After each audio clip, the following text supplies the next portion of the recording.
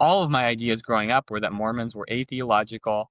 They weren't trained. Bishops, stake presidents weren't trained. And Right. being the son of two people that were trained, it was like, how can I ever hope to have a meaningful discussion with a Mormon if they lack this theological nuance?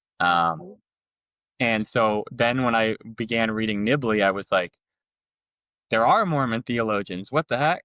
Uh, and so that really blew my mind. And then it was like, from that point on, it's like I care about all these LDS people, and I really want to put the final nail in the coffin for Mormon thought. But I can't go back to just using these proof texts from anti-Mormon propaganda. I have to actually engage with LDS scholars because I didn't know there was such a thing as LDS scholars. Mm-hmm. Um, and so I began engaging with LDS scholars, Nibley, Dan Peterson, Alonzo Gaskill, Stephen H. Webb is a Catholic scholar that shaped my view on Mormonism to be very beneficial. But I think there's so many different tangents I could go on.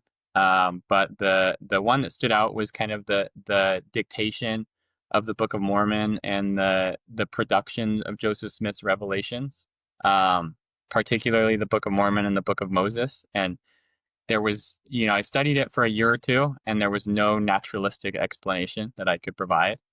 Um, and to make a long story short, I kind of had deduced that I already believed in God and I believed in demonic power. So it was only natural that I came to this stark dichotomy that the revelations of Joseph Smith, primarily in the Book of Moses and the Book of Mormon, were the ones that spoke to me the most profoundly. That it could only be divinely inspired or it could only be demonically inspired. There was no alternative.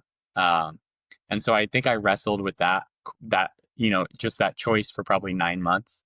Once I had kind of deduced that Joseph Smith had been inspired, it was 9-10 months of, is this demonic or divine? And I eventually put my faith in that it was divine and felt confirmed in that. And I notably, I prayed to God because I didn't necessarily want to be LDS. I didn't have a whole lot of things to gain, but I felt like I had a lot of things to lose.